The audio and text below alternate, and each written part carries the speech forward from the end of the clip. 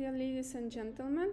We are very happy to welcome our guest today, Dr. Hwang. Dr. Hwang, could you please tell us more about your research and about the goal and the mission of your research laboratory? Okay, I start my research after I have a research fellow in Harvard Medical School, Brigham and Women's Hospital in 1986.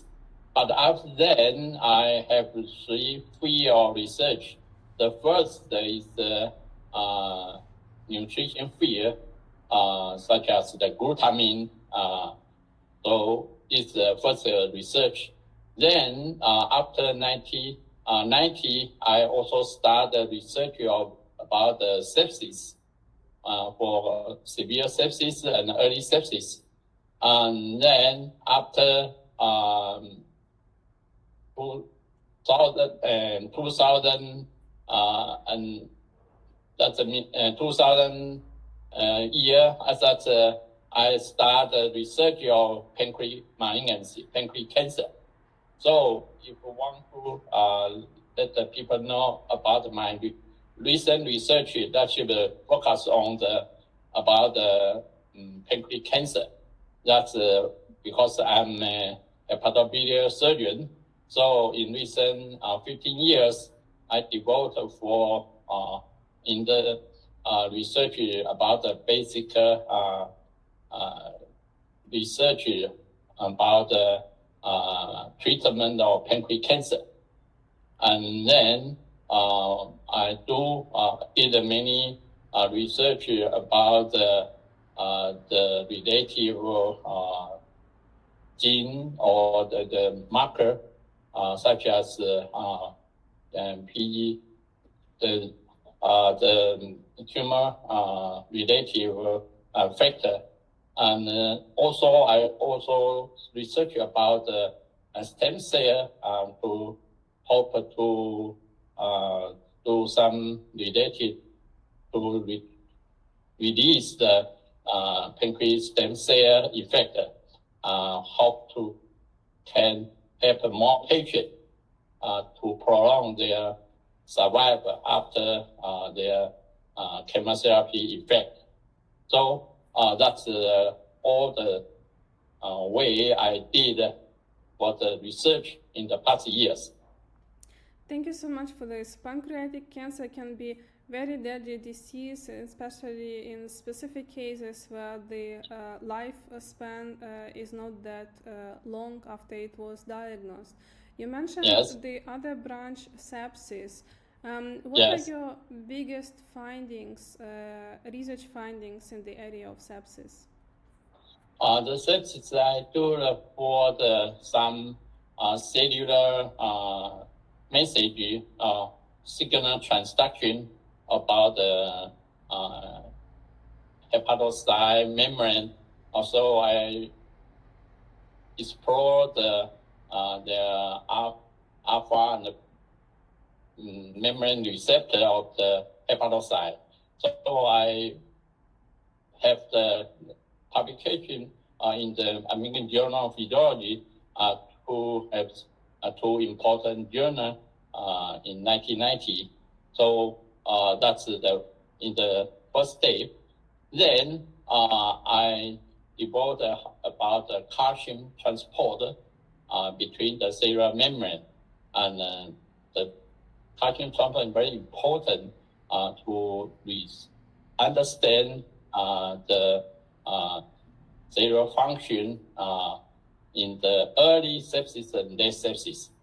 So that's my two major part of sepsis.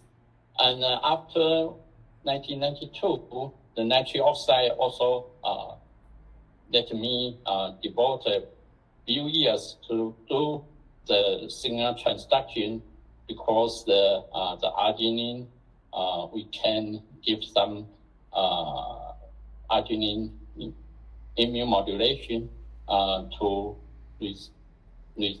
understand and know the mechanism and how to help the patient, for the patient to increase their immunity to prolong to resistant infection. So that's all the way I have done for the research in severe sepsis. Thank you so much for this information. Your case is very interesting because you work as a doctor in the clinics, but you also do the research.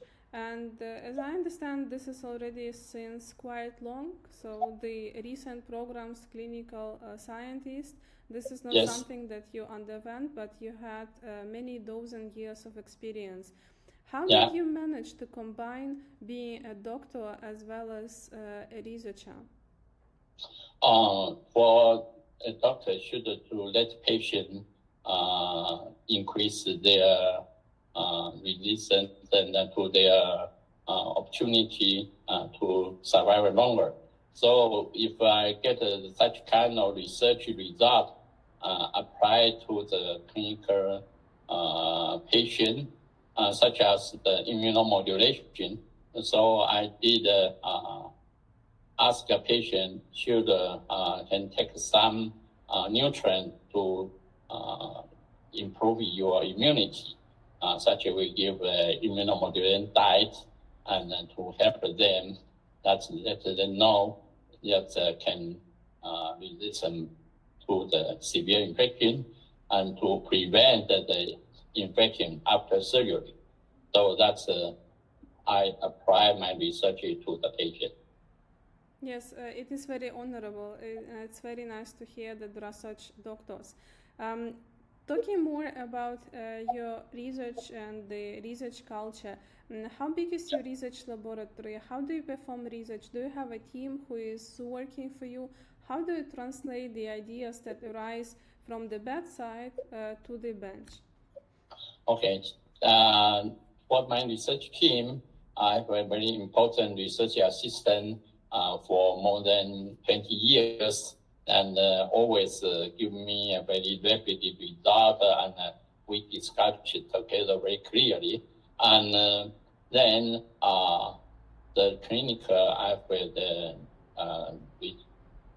the team, such as I take charge of my nutrition service team in my hospital, and also I responsible for the national team in Taiwan for pancreatic cancer. So the pancreatic cancer study team not only in my hospital have the special team committee and also lead the team in National Research Institute of Taiwan. Yes, thank you so much for this information. The situation with Taiwan and China is a bit difficult at the moment. Does it get reflected somehow on your current research or your work as well? I actually I have clinical become a part-time because after the formal research and retire as a full-time attending professor, but I'm a consultant attending. So I still have the team maintained. I still join the discussion and still that my result continues and to share with my colleague every week. And also I have the teaching time for the medical student and resident once per week. And another is for outpatient clinical teaching hour to let all the young physicians can get my idea and my knowledge to share with them, and also apply to take care of the patient service. Yes, thank you.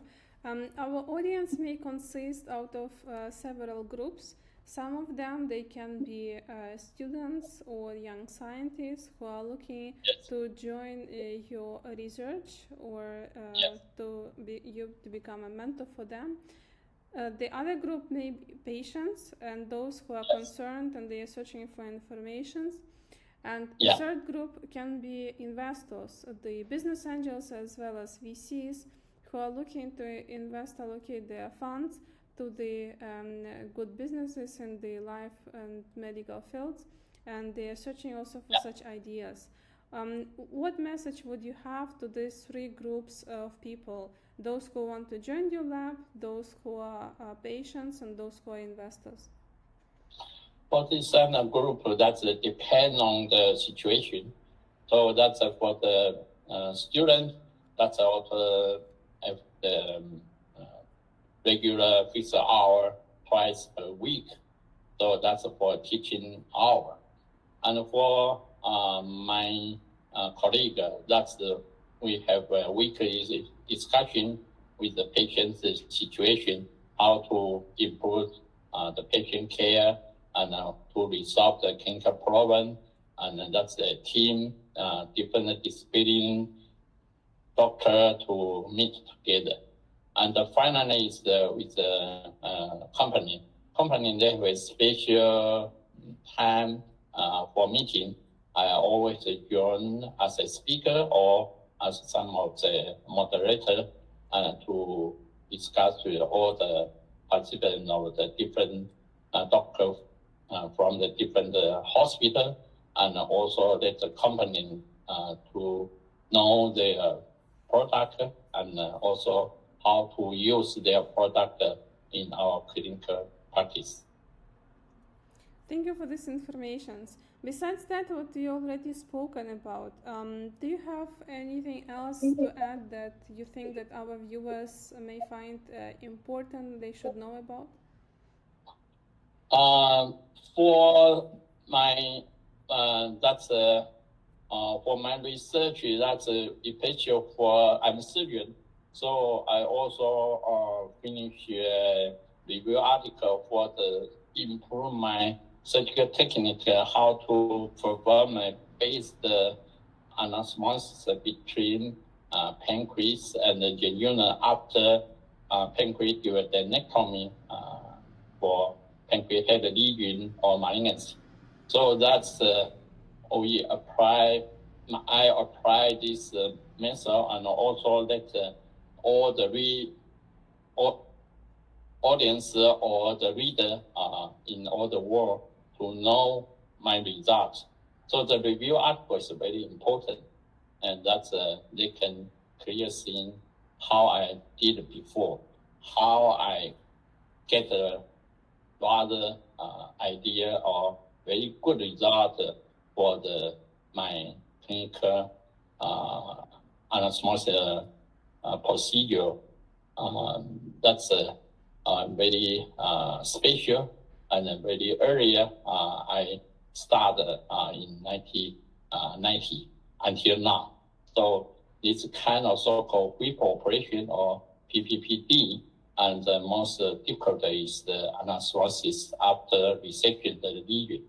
So I share my experience to the reader. I publish in the international paper, and I hope I get that my result can be applied to all the young physician surgeon or the surgeon in other countries to know how I did it and how I can improve and did a very ideal surgical procedure.